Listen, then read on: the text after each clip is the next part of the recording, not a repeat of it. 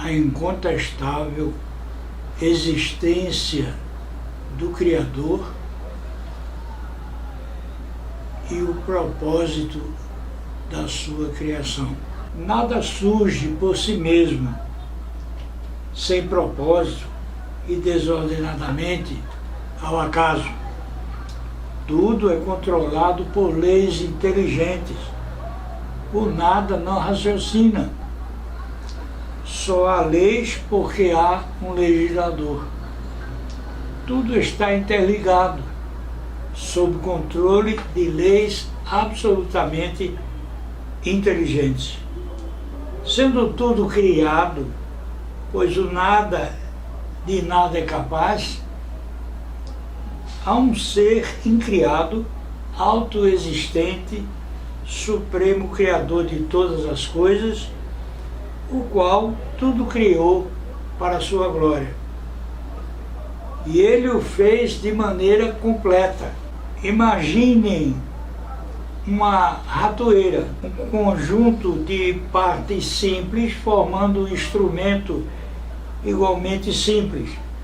Conforme demonstrou Michael Beer no seu best-seller A Caixa Preta de Charles Darwin, ao mostrar o princípio da complexidade irredutível, ele demonstrou que, tirando uma simples peça de uma ratoeira, ela não funciona. Imaginemos então o universo controlado por leis absolutamente precisas e inteligentes, como uma célula humana. Não funcionaria ou existiriam se não fossem criados completos, com uma função definida dentro do todo. A razão pela qual o Supremo Criador de todas as coisas criou tudo que existe foi para a sua glória, e sua criação testemunha o seu poder soberano. Ele nos deixou suas instruções, a expressão de sua soberana vontade nas Escrituras Sagradas, as quais foram registradas por cerca de 40 pessoas que viveram em épocas diferentes, em períodos sucessivos, durante um período de 15 séculos, todas as narrativas, todos os registros apontando em uma única direção, demonstrando seguirem a uma única fonte de inspiração, o Espírito Santo. Todas as narrativas registradas apontam numa única direção, indicando uma só fonte de inspiração, o Espírito Santo. O homem foi o ponto culminante dessa criação, criado à imagem conforme a semelhança de Deus, o Criador. Nascemos para adorar a Deus, para render somente a Ele toda a honra e toda a glória.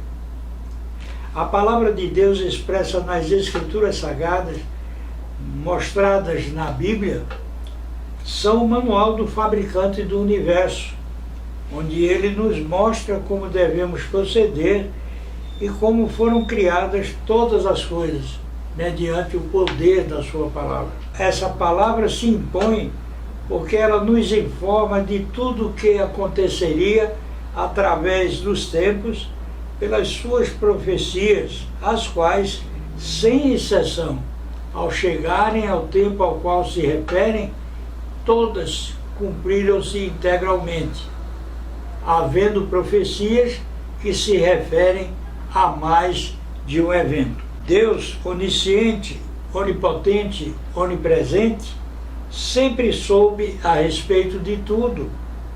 E a queda do homem pela tentação de Satanás não pegou de surpresa. Satanás, antes de sua queda, porque se envaideceu por sua beleza e poder, era Lúcifer, querubim que vivia no Monte Santo de Deus. Ele quis ser como Deus, adorado. Todavia, jamais a criatura poderia superar seu Criador. A perfeita justiça de Deus estabeleceu a pena de morte para o pecado, afronta a Deus. Ele sempre soube a respeito de tudo desde os tempos da eternidade e estabeleceu então um plano de salvação para o homem, o ponto alto, o ápice da sua criação, pois criou o homem à sua imagem conforme a sua semelhança. E esse plano que Deus estabeleceu para livrar o homem da eterna condenação por sua absoluta incapacidade de pagar seu impagável débito frente à justiça do Criador. Pois não havia um justo sequer, e a justiça de Deus estabelece a morte de um inocente, sem defeito, sem culpa, sem nenhuma falha, como pagamento do pecado, satisfazendo a penalidade estabelecida pela perfeita justiça de Deus. E o homem, sempre absolutamente incapaz de alcançar esse objetivo, de pagar seu débito diante de Deus, porque, conforme diz a palavra de Deus, não havia um justo sequer, nenhum que procurasse a Deus. Então, Deus enviou o seu Filho unigênito, que veio em carne e existe desde sempre na segunda pessoa da Santíssima Trindade, o qual se tornou por pouco tempo um pouco menor que os anjos, e vindo como filho obediente, ofereceu-se a si mesmo, conforme o plano de Deus desde os tempos da eternidade, como pagamento, como sacrifício plenamente suficiente para pagar pelo débito de todos os homens. Todavia, somente aqueles que o reconhecessem o seu supremo gesto de amor, porque ele deu a sua vida por pessoas que o odiavam, pois ninguém amava Deus, ninguém buscava Deus. Então, ele veio e ofereceu-se em sacrifício substitutivo, deixando-se pendurar no madeiro, onde a palavra de Deus registrada na Bíblia diz que maldito é todo aquele que é pendurado no madeiro, e ele se fez maldição em nosso lugar, porque nosso lugar seria o madeiro, mas nós completamente e absolutamente incapazes de pagar tamanho débito. Embora tenha o potencial de pagar pelo débito de toda a humanidade, somente os que nele creram como um único e suficiente Salvador é que receberam e recebem a quitação do seu débito frente à justiça de Deus. Assim, o plano estabelecido por Deus desde os tempos da eternidade tinha por objetivo salvar o homem sem deixar de punir o pecado, para o qual a sua perfeita lei e justiça estabelece a pena de morte. Assim enviou seu próprio Filho, inocente, completamente inocente, sem mácula, pois não havia outro sequer, e que ofereceu-se em sacrifício supremo e absolutamente suficiente, entregando sua vida no madeiro.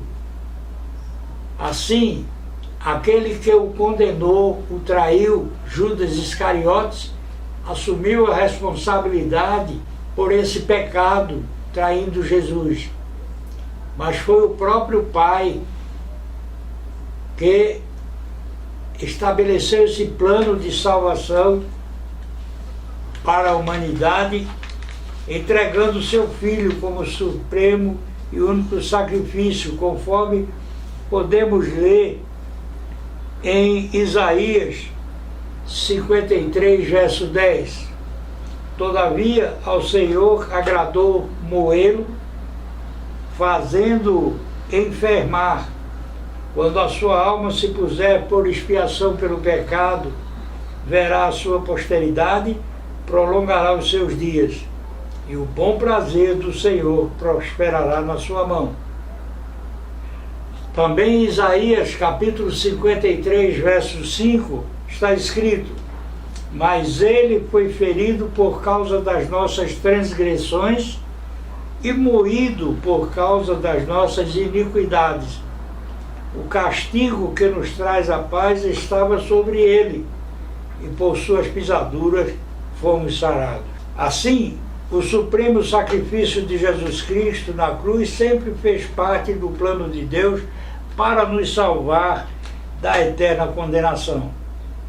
Como dissemos, ele nos substituiu na cruz, que era o nosso lugar, fazendo-se maldição por nós. E Deus fez isso por nós sendo pecadores. Deus nos ama de forma incondicional, não importando o nosso comportamento, porque Deus ama o pecador e repudia, condena o pecado. Somente sendo completamente homem e completamente Deus, poderia pagar pelo imenso débito da humanidade diante da sua justiça. Entretanto, somente aqueles, como dissemos, que reconhecem o seu supremo sacrifício, o seu incomparável gesto de amor, recebem a quitação do seu débito diante da sua justiça. Deus nos deixou também registrados em sua palavra os seus mandamentos, mandamentos que devem ser seguidos, mas conforme está registrado em Lucas, capítulo 17, verso 10, dizendo: assim também vós, quando fizerdes tudo o que vos foi mandado, dizeis: somos servos inúteis, porque fizemos somente o que devíamos fazer. Portanto, Deus espera de nós muito mais do que cumprirmos o mandamento. Deus espera que vivamos aquilo que pregamos, que vivamos de forma a refletir, a obedecer a sua vontade, a ter companheirismo com Ele, a espelhar a sua glória, pois Ele nos criou para glorificá-lo e honrá-lo na nossa maneira de viver. Ele ofereceu seu Filho inocente por nós, sendo nós pecadores, e nós não ofereceríamos nosso Filho nem pela nossa mãe. Assim, o supremo sacrifício de Jesus na cruz sempre fez parte do plano de Deus para nos salvar de eterna condenação. Passemos então a ler o capítulo 20 do livro de Êxodo, dos versos 3 a 17. Também estão registrados os mandamentos de Deus em Deuteronômio, o capítulo 5, versos 7 a 21.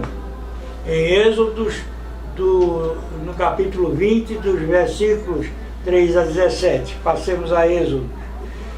Não terás outros deuses diante de mim. Não farás para ti imagem de escultura, nem alguma semelhança do que há acima nos céus, nem embaixo na terra, nem nas águas debaixo da terra. Não tomarás o nome do Senhor teu Deus em vão, porque o Senhor não terá por inocente o que tomar o seu nome em vão. Lembra-te do dia de sábado para o santificar. Não há, no entanto, erro em substituir a guarda do sábado pela guarda do domingo, porque foi no domingo que Jesus ressuscitou, vencendo a morte, e assim ele inaugurou a nova criação, livre do jugo do pecado. Portanto, a plenitude do sábado judaico cumpre-se no domingo, pelos méritos de Jesus Cristo, o Senhor do sábado. Honra o teu pai e a tua mãe, para que se prolonguem os seus dias na terra que o Senhor teu Deus te dá. Não matarás, não adulterarás, não furtarás, não dirás falso testemunho contra o teu próximo, não cobiçarás a casa do teu próximo, não cobiçarás a mulher do teu próximo, nem o seu servo, nem a sua serva, nem o seu boi, nem o seu jumento, nem coisa alguma do seu próximo. Reflita se você está seguindo a orientação de Deus ou o ensinamento de falsos mestres, contra os quais nos preveniu o Filho unigênito de Deus, dizendo que seriam muitos e a muitos enganariam. Jesus disse que quem quiser segui-lo deve negar-se a si mesmo, tomar a sua cruz, isto é, não murmurar, passar a enfrentar as provações desse vale, porque aqui estamos de passagem, pois não somos desse mundo. Nós estamos nele, mas não pertencemos a esse mundo, né? Então, Jesus disse que devíamos tomar a nossa cruz, negando-nos a nós mesmos e seguindo. Quem quisesse segui-lo deveria negar-se a si mesmo, tomar a sua cruz. Isso é, suportando as tormentas e provações próprias desse vale pelo qual passamos, sem murmurar, e segui-lo. Não devemos jamais priorizar as coisas desse mundo, pois os de Cristo não são desse mundo, apenas passam por ele. Tudo devemos fazer para glorificar a Deus em nossos pensamentos, palavras e ações. E no capítulo 7 do Evangelho de João, verso 27, lemos: trabalhai não pela comida que perece, mas pela comida que permanece para a vida eterna, a qual o Filho do Homem vos dará, porque a este o Pai, Deus, o selou. E você, que alimento prefere? Esse alimento que é para a carne, que se refere só ao presente, a essa vida tão passageira como um piscar de olhos diante da eternidade, a qual se seguirá após essa breve passagem aqui, por um tempo sem fim, por uma eternidade? Medite sobre isso. A minha oração é para que você não perceba isso tarde demais. Ao meu Deus e Pai Javé, por Cristo Jesus, toda a honra e toda a glória, de eternidade em eternidade. Amém.